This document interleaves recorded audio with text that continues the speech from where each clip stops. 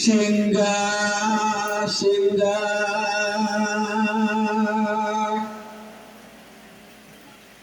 kalau singgah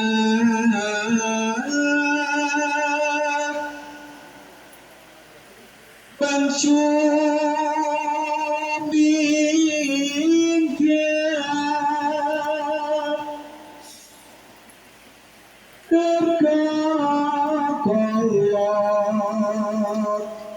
sumikir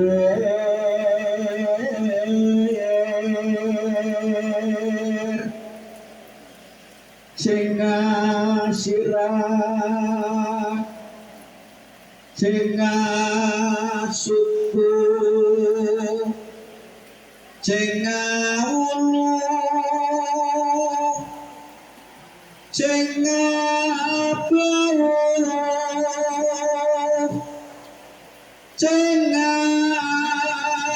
tenggak kalawan buntut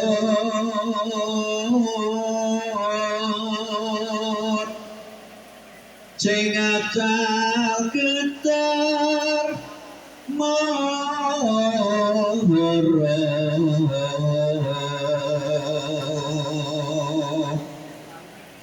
mulih ore ngasal reki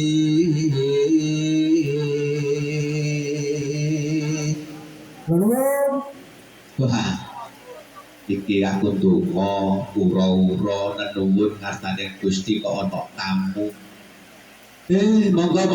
monggo kisanak monggo nggih binarak rumiyin kisanak nggih nyuwun sewu kisanak nika sinten rawuh wonten pondok kula wonten pesagran mriki kisanak niki sinten saking pundi kula niki duta saking Sumbersari kepariyana Saraya Jati. Oh, jenengan duta saking Sumbersari dene peparatipun utawi asmanipun menika duta Saraya Jati. Nggih. Lah. Nggih, menika kok janur gunung kalau menika katemben lenggah katemben nenuwun Saraya Jati saking Sumbersari minggah wonten padepokan kula menika wonten dawuh menapa? Kula niki tebih saking Sumbersari madosi desa Sidodadi tangkep Bawawongon Sidomulya amangka Kyai Jati Waseso napa sampeyan menika. Oh, jenengan madosi desa Sidodadi. Nggih, lek mriki panci Sidodadi tapi lek kidul niku dereng dadi. Oh, ngoten. Nggih, niki nek niki tetep Sidodadi, Dewi niki tetep dadi. Nggih, lek daerah mriku kidul barek niku taksih dereng dadi. Oh, ngoten. Nggih, madosi sinten kisanak jenengan? Kula niki madosi Dewa Darung utawi Ayuning Judung kang diwujudake Sekar Kembar Mayang napa leres wonten padepokan mriki niki. Oh, alah. Nggih. Jenengan menika pados Sekar Kembar Mayang. Nggih. Ah. Lah kok terus munggahno padepokan apa ngertos lek niki mriki kene iki ana kembar mayang. Nggih, yen miturut si adik kula sing gadah damel iku terus wonten mriki niki. Oh, nggih. Napa Saraya Jati niku sampun sumerep wujude Sekar Kembar Mayang? Nggih, tasih dereng sumerep sing pundi wujude menika. Oh, ngono. Nggih. Nggih. Abot-abote dikongkon karo sing duwe gawe. Nggih. Gak oleh balik nek ra katon boyong Sekar Kembar Mayang. Nggih. Nyuwun sewu Saraya Jati. Wis tekad nggonmu budal saka Sumbersari ana padepokan Sidomulya utawi Sidodadi kene. Ora diparingake kundur nek ra mboyong Sekar Kembar Mayang lho. Lah nek wis ketemu karo Kembar Mayang apa saguh karo pitukane ngono ki sana. Nggih, wonten pitukane nek rupa artane menika pinten, nek arepe barang napa sing ingkang badhe kula jaraken ngoten. Oh, ngoten. Saguh ngoten ya. Nggih. Ngeten kisanak Saraya Jati tegese Saraya kuwi sayan sing disaya karo sing duwe gawe. Nggih. Kongkon golek kembar mayang. Nggih. Lek kembar mayang kuwi ora kena dituku sarana dhuwit yuta mayuta utawa ora kena ditubas miliaran duit. Ning ana saranane sing kudu bisa sing arep sampean kok bisa mboyong Sekar Kembar Mayang. Ngeten Saraya Jati. Ora isuk ora sore nek Saraya Jati iki mau iso batak utawa badhe wujude kembar mayang ing kono bakal tak pulungake. Lho, lah wong kula ning Semerepe niki tasih sepindhane iki. Kula kan batang niku dos wujud. Ngeten mawon. Panjenengan minangka sesepuh kula badhe nyuwun dhateng panjenengan. Kula jenengan nyuwun mawon dos pundi niki lemedharake Sekar Kembar Mayang menika.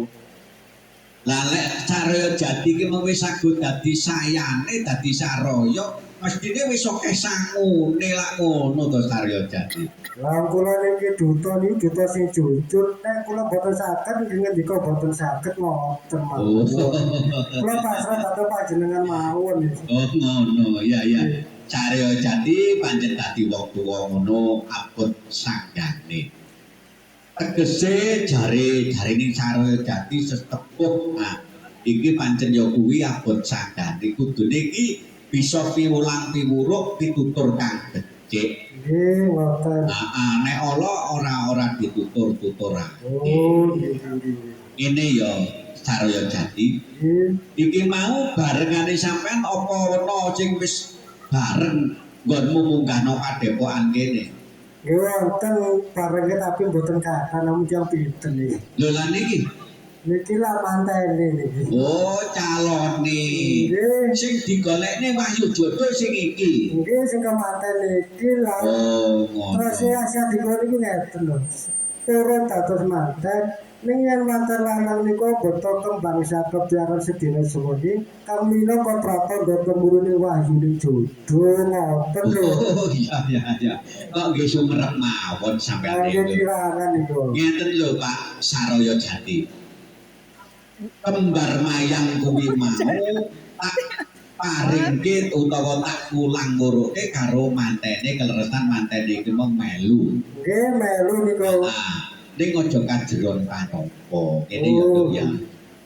Sing darane kembar mayang iku mau kembar kuwi padha dene mayang iku laku utawa lapak. Nah, lak ngono to. Oh nggih. Lah wong dadi manten iku padha karepe padha mlakune. Nek sing lanang mlaku ngidul, sing wadon kudu ya derek ngidul. Oh ngoten. Lah nek mlakune dhewe-dhewe iku kok tumurune Wahyu Jodo malah ora bisa dadi dudu. Oh nggih. Pituture kembar mayang iku mayang kuwi lampah, kembar kuwi padha. Isine kembar mayang ana bunggil pisang raja. Oh ngoten nggih. Lah bunggil pisang raja kuwi minangka nggambarake nek Mas Ayu calon manten Dewi ku mek saiki iki dadi rajane aja kok mung paribasane njupuk sandal. Maeme lho didulang legane ane. Oh nggih panjenengan. Yo enten raja. Dadi maksude kaya ngono kuwi rajane sing dadi raja Sedalu ya kuwi Dewi Wulandari. Terus mari ngono iki kok ana sing diarani cagak telu kan. Cagak telu sajane lak luwih kuat nek dicagake 10. Nggih kok niki nang cagake nomor 3 iki dos pundi napa sing maksudnya niki. Nek dicagake 10 malah ra oleh bot. Oh. Malah ora jatuh. Cagak telu iki ana gambarane. Ngene gambarane. Telu kuwi mung sing diarani trimurti utawa telu-telune ngatunggal. Lah mula panguripna alam donya iki tanpa Gusti ora bakal ana wong tuwa lanang, tanpa wong tuwa lanang ora ana bakal anak, tanpa ibu ya ora ana anak. Lah mula dicagake telu gambarane wong urip dadi siji Gusti, sing siji wong tuwa kakung utawa wong tuwa lanang, sing siji wong tuwa wadon. Namun lo cagake telu, balik dicagake papat kanggo sapa sing siji. Nggih. Nggih kula Semerepe ngoten pancene ngoten terus. Lah terus iki karo Dewangi Batang. Dadi Sarya Jati. Iki ana karo Derewangi ndumuk ngono aku ki cek ya karo Oh, nggih. Ini kula kata jumun nggih. lah ya iya. Lah niki kok wonten janur, membulur. Niki napa maksudnya niki? Janur, jan ki ngene Sarya Jati. Janur kuwi saka tembung jan kuwi jane ngono tapi duduk sakijan. Oh, nggih. Ya jan iki tegese manungsa nur kuwi cahya. Ngono. Kuwi pribadine manungsa iki ning kuwi eling. Lah meneh bocah-bocah iki sing durung dadi manten, nek wis dadi manten ilinga sapa to sejatine sing maringi cahaya. Ah, ngono. Dadi meneh Nduk Dewi iki nek wis mari ditemokne, iki kudu ngerteni sapa saduhune sing maringi cahaya, sing maringi sampean sehat lan cak panunggalan iki sapa. Nah, ngono kudu ngerti ya ya. Iku sing darani janur kuning. Marino janur kuning membo apa? Membo ular. Oh, iku jare sampean uler. Nggih, iki kata ular. Nah, ngono, untuk uler ya wong lanang. Oh. Dudu. Uler kuwi minangka tandha tresna. Nah, ana ucapane uler lulut. Ya, uler lulut itu kasih. Ya. Makanya sing digambarke uler itu sebenarnya cinta abadi dari Kang Mas Dino. Lah kosok baline digambarake uler sampean yo cinta abadinya sampean Mbak Dewi kepada Kang Mas Dino. Digambarke uler. Sebab napa? Uler niku lek sampean sementara iki lek ana uler wedi, nggih napa nggih? Wedi nggih? Wedi. Mari ngono uler apa? Dadi entung ngono kae rada bongkok titik. Mari ngono sing dadi kuku sampean layu-layu goleki, ya kuwi wong lanang. Ngono, dadine nek Cak Untara nek jarine nganu Cak Untara kaya-kaya Mbak Dewi moh karo Kang Mas Dino. Kang Mas Dino dadi entung dadi kuku, sampean kuyak-kuyak ate dendong. Nggih napa nggih? Nah itu ular lulut tanda cinta yang abadi, kasih, ular kasih. Terus manten-manten Terus niki, rada saru niki. Lah niki napa niki? Iki nggih janur tapi membo napa niki? Niki latine napa niki? lah kula nggih rada bingung lah niku. Aku ki rada bingung tak ulang-uruke nek kene ora ana sing nyantol. Kuwi jane senjatane wong Jawa sing darani Sarutapa. Oh, niki namine saru to. Saru ning utama. Nggih. Saru nek diomongke saru tapi diutamane. Dadi karo Raden Harjuna iku sing darane Sarutama. Saru nek ngomong tapi utama. Wong lanang Kang Mas Dino ora duwe kuwi. Boten turun. Mboten turun. Lah ngoten nah. Dadi saru tapi utama ngono iki senjatane Raden Harjuna utawa Janaka. Iki darane Sarutama. Lho, niki napa ampun nek ngoleh niki napa saged abun niki. Lah niku ajeng kula ajeng kula jlentrehaken Kang Mas Dino ora nang kene. Apa sing eneng ya Mas Saiful. Ngene Mas Saiful iku lek duwe Sarutama ora kena dibedhelne nang sapa syukur nggon ya. Ora kena ya kudu mriki karo garwane. Wis liyane aja ngomong niku kuwi. Kula rada seneng ngomong. Terus wonten malih napa niku? Lha niki wonten iki nggih janur tapi membo keris niki. Oh keris. Nggih. Ndi to? Oh, iki keris indrene. Wah, nggih, keris. Keris barang kuper ora kena kanggo ngiris. Iku jarane keris. Keris kuwi agemane wong lanang. Wong lanang iki duwe keris. Barang kang kudu diseker sing diarani keris. Lah keris kuwi agemane wong lanang. Lah mula wong lanang kuwi kudu duwe keris. Kerise kanggo apa? Ibarate atine menungso atine wong lanang iku mung kudu duwe sesageman utawa kapitayan utawa kepercayaan utawa agama. Dadi kene iki duwe kepercayaan gambarane keris kuwi mau.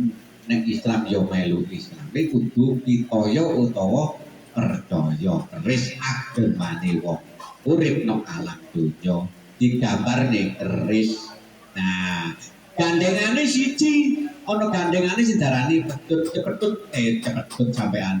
Pecut kuwi ya ageman ya, pecut kuwi ya ageman bisa diarani sing darani gendir samandipat. Kuwi nek dijerokne jroning pikir. Lah wong urip nang alam donya iki mang gambarane wong urip iki mang pecut.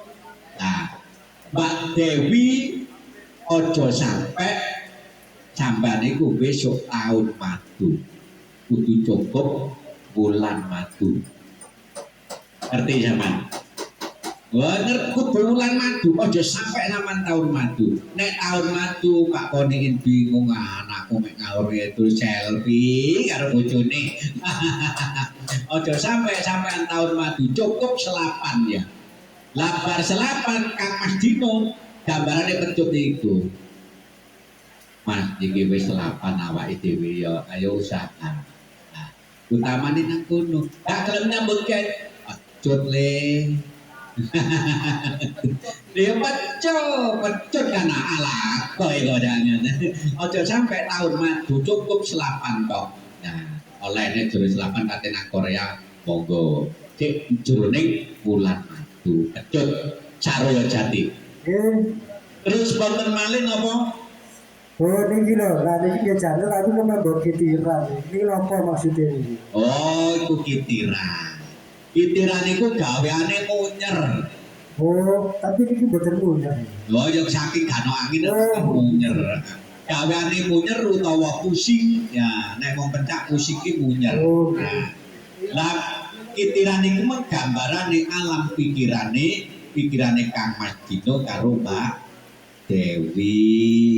Dadi meneh wis ora bakal muser nek wis apa iku mau nek wis mari ditemokne isuk nampa sadat kali makale mari ngono awan ditemokno iku mengko alam pikiran kudu lega lila trimo apa anane sebab ngene Kang Mas Dino ketok ganteng tol wae sik nalika pacaran ya karo nah engko tambah bulan lho Kang Mas Dino kok yo iku kudu diterima apa anane sebab saiki iki digambarne kuwi ngono maksude lega kudu lega munyer pikirane nah nek wong Jawa dijerone hanyokro panggilingan iku tegese ya munyer iku mau sing bakal nang dhuwur mesti nang isor kuwi nek nyokro panggilingan saiki susah meneh omah lha terus menungso iki digambarake alat pikirane utawa pikiran.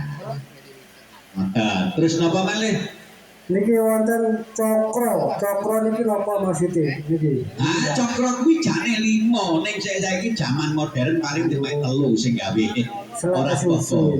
Cek 5 janur 5 sing dirunce kaya kuwi darani cokro. Cokro ki balik nang padha karo alam pikiran utawa kitiran iki cokro kuwi gaweane munyer nyokro panggilingan iku ya munyer kaya ngono kuwi bungah lan susah duduk duweke menungso cokro panggilingan kuwi tegese munyer susah ya sing gawe pangeran bungah sing gawe pangeran lara sing gawe pangeran pati sing gawe ya pangeran menungso mung garek nindakake kagungane Gusti nek jare wong Jawa nindakake mung sak gremah anapalat nindakake ya mbuh ya pokoke sampean manut sing penting pokoke sampean demen donga karo Gusti liman pangkat cokro manggilingan ono tegese isor bakal nang dhuwur bakal dadi nang isor ya kuwi cokro manggilingan terus wonten malih napa Oh, ini saya keluar pada saya. Oh, ini ketika lipan mano. Oh, mano.